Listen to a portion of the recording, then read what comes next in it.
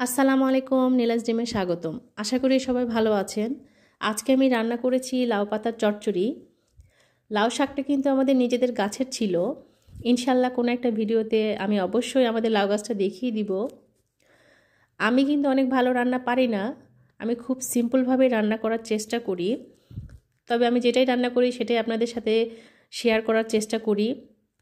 আজকে আমি লাউ শাকটা রান্না করেছিলাম মাছের লেজ, কানসা ও ঠোঁটা দিয়ে।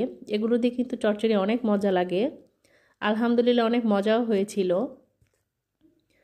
আমি প্রতিদিন যেটাই রান্না করি না কেন সেটাই আপনাদের সাথে শেয়ার করার চেষ্টা করি। অনেকেই হয়তো বলবেন এত সিম্পল সিম্পল রান্না দেখানোর কি আছে।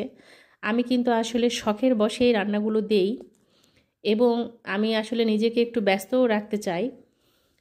আপনাদের ভালো লাগলে আমাদের ভিডিওটি লাইক, ফলো, শেয়ার করে পাশে থাকবেন। সবাই ভালো থাকবেন, সুস্থ থাকবেন। ইনশাল্লাহ আবার কোনো ভিডিওতে কথা হবে। আল্লাহ হাফেজ।